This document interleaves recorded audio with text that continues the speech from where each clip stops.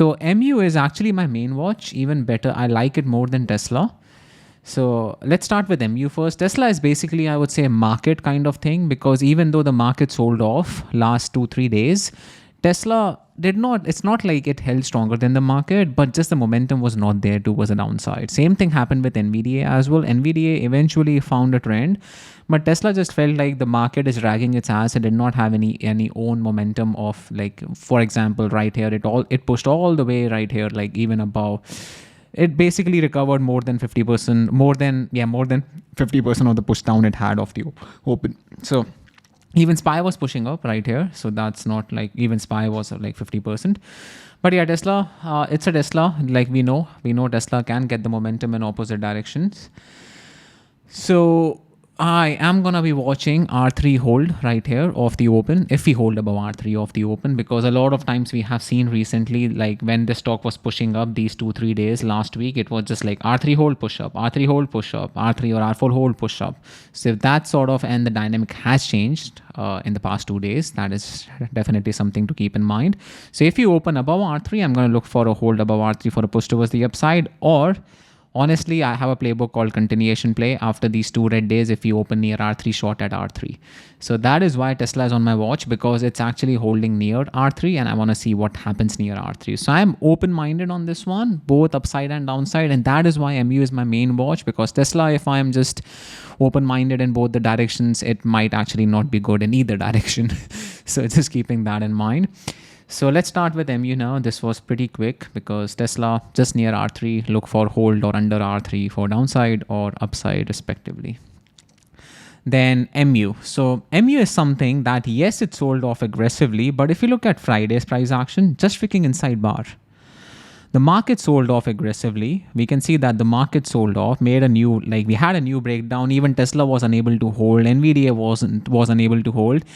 Yes, granted, the fact that MU was already very extended heading into Friday, but it's also like very crazy push towards the upside, right? And MU, I'm planning to buy some MU shares as well on this dip, because this stock is like 25% from all-time highs, 20%, not 25%. Maybe it's a very aggressive stock. Yeah, from all-time highs, it's more like 22%. So I'm going to be watching yesterday's high. So first thing, it had an inside bar compared to a lot of other stocks. Most of the other stocks, they actually broke down, but MU had an inside bar, which is some sort of relative strength. Yes, granted, it was heavily sold off. But saying that, other stat of this stock is that it hasn't made a new high in the past 1, 2, 3, 4, 5, 6, 7, 8. In 8 days approximately, exactly, it hasn't made a new high. It's been making lower highs and lower lows. Yeah, this was an inside bar, but it did not make a new high. So for the past 7 days, 7 days out of 8 days, it was lower high and lower low. On the 8th day, it was a lower high and higher low and inside bar. So this trend might shift, and that's why I'm watching the break of the yesterday's high, which is right around 368.70, 370 zone. MU is a stock there that's like, don't be fussy about catching $1 move on that stock. Because the premiums are freaking expensive on this one. They are very expensive, MU premiums. I don't know why they are so expensive, but they are expensive. Yeah, 370 breakout for R6 can be nice. 376 ATR is like $25. If you're in a winning position, if we get a nice breakout, continue, try to hold, keep trailing your stop loss. I think it can be a good mover. From here, we have seen a few aggressive moves. Like this green candle was amazing. From low to high, the range was actually 357 to 389, like 32 points approximately, which is insane. On this day as well, like the bounce was aggressive, but these 2 days, even though they are not huge, but still it moved like $24, $25. So yeah, we have seen some insane buying right here. Nice demand zone right here. So if we get above 369, 370, even hold of R4 to start a position, like even if you are like 2-3 contracts on MU, they pay really well. So I'm not planning to start a position with like 20 contracts. That's not how you trade MU. So even if you see a hold of R4, take a small position. Then if it pushes up, take another position, right? So MU is something that you might as well build up your position instead of just entering big size, because it can wick out a lot. The premiums are expensive and they are spready as well. So it's not like you just take a big position and just you try to hold, because you might get faked out big time. But yeah, that is pretty much it. Tesla had a bounce from R3 right now. So these are the only 2 stocks, honestly. If you don't see anything on these 2 stocks, I might not trade anything else. SPY might actually be good, but that's the thing. Let's see what MES is doing. Yeah, we are near R4. Honestly, based on my little to none experience on ES and MES and SPY, we might go for R6 and then R6 rejection. We're already above R4. So I don't see it. I don't see MES going for R6 squeeze, but we might reject from R6. So that is something. But still, we have like 30, 40 points towards the upside, and that's why the upside moves like Tesla and MU can work out, provided that ES actually goes for R6.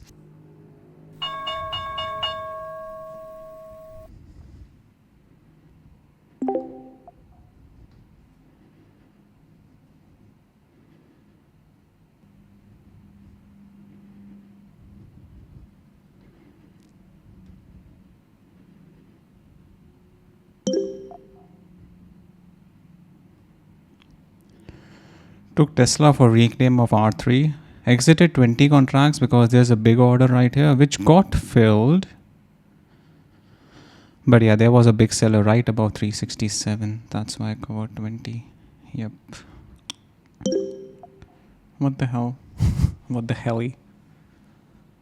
Another big order at 367. Yeah, I think it was a decent exit. But now I also think it's gonna push down.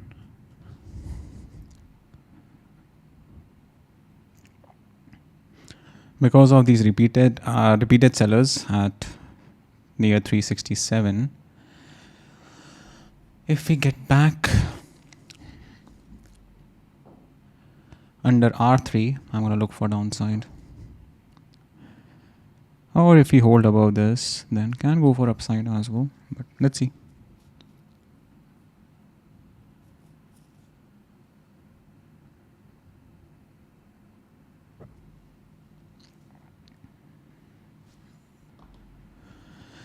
Yeah, increase of order right here, 367. I don't like it for upside. I think it's gonna be a 5 minutes doji on Tesla. And that is what tape reading gives you guys. Like, you would have entered right here, 367, but I was looking at the tape, increase of sellers, and that's why I did not enter. And I took my profits, 20 contracts out. Otherwise, this would have been like a red trade for me. Maybe break-even trade, but I was able to adjust because of tape. And that's how you use tape reading to your advantage in real time, guys. I don't think so anyone else is doing it. You only get this on this channel, Unscripted. Market got rejected pretty heavily. See, big seller right here around 365. So instead of buyers, we are seeing more sellers. The thing is that the 5 minutes is like a perfect doji. So I don't trust it, that's why. Yeah, now it's gonna go. Market is pushing down. Tesla doesn't have a brain of its own. It's just like when the market is pushing up, it's not pushing up. Now the market is pushing down. That's actually holding a bit stronger than the market. Not like strong, but it's not even flushing down. So SPY was actually a decent shot, to be honest. Near R4. Yeah, feels like Tesla is gonna go for low of the day.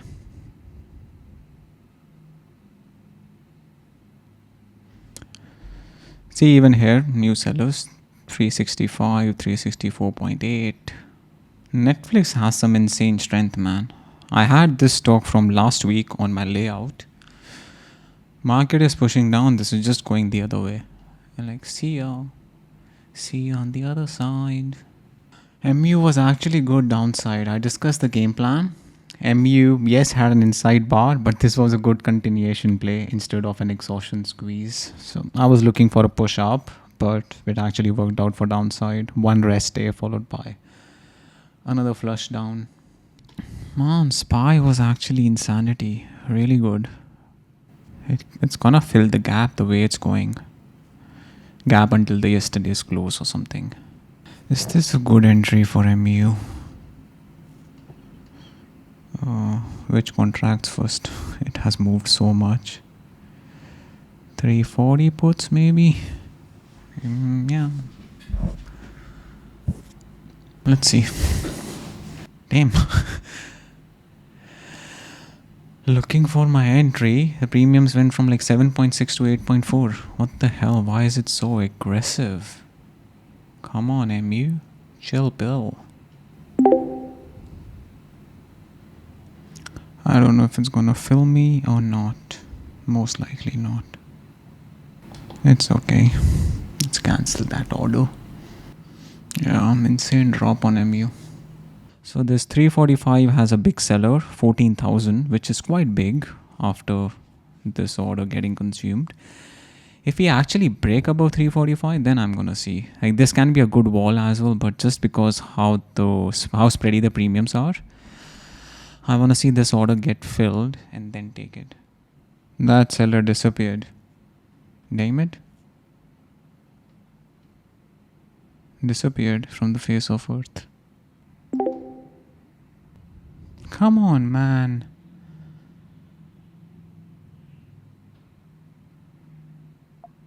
Okay, let's see. 345 is my stop, but I think I'm gonna lose money on this one. Yeah, if we hold above S3, I'm gonna exit.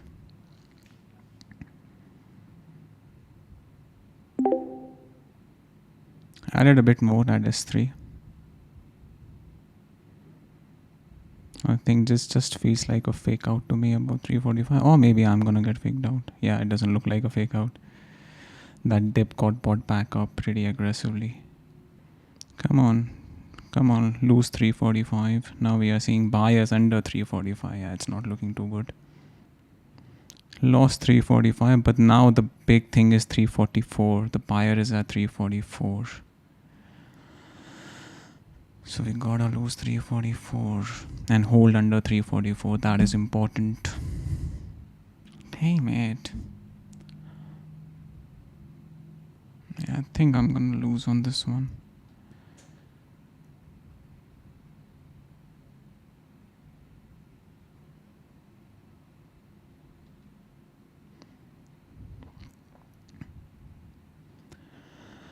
I guess the pain of not holding is going to be worse than losing money on this one. So the thing is, if I just exit right here, if I don't give it room until there, that's going to hurt me a lot more than exiting. If it works out, because it's a good play, and if I'm not a part of it, it's going to piss me off more than just losing money on it. Sometimes you have to think in terms of that. Still no continuation. Volume is coming in now. We can see that increase in the tape speed and everything. But even with this volume, it's not going down. 342.6 is the low of the day. Come on, make a new low. Nope, not making a new low. You can do it. You can do it. This 5 minutes is about to close. And it's gonna close decently weak. Market is pushing down. This freaking shit just refuses to. It flushed down now. It's still within the ATR of the stock. Come on.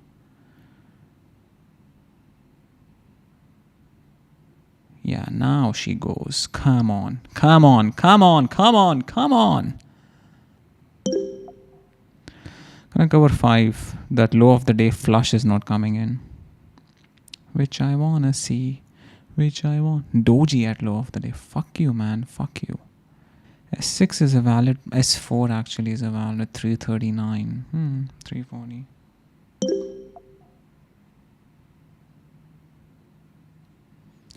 Took 2 more contracts out. Man, it's better to exit at the pump instead of just holding. Premiums increase a lot on pump, and then the small pullback they drop. They lose value. I think it's gonna go for 340. 340, 340, 340, 340. I'm gonna listen to myself, cover on the pump. Even if it's like one contract, just better fill. My first 2 fills were at 9.26 and 9.40. What's the point? Green, a lot of green. Why? Is it just buy? Oh, a new seller right here. This looks nice. This looks nice. I think it's gonna go for 340. Fuck yeah.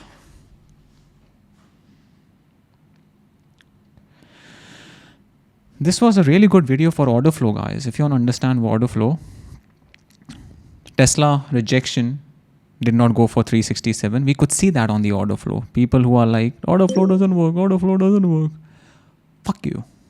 Take that shit. Why am I holding 6 contracts? Might as well make it 5. 5 contracts now. Let's see if this pays me or not.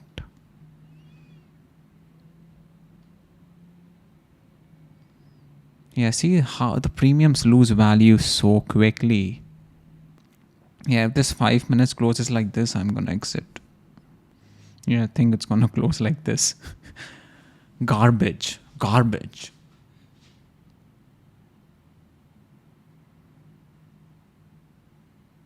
Come on. Prior low of the day rejection, right from 343.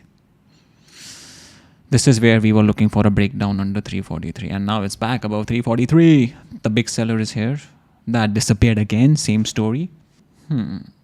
Yeah, this 5 minutes close is really bad, man. Right at 340. I'm gonna exit. $1,700. MU risk to reward. I mean, the premiums are expensive, so I think I did my best holding the position.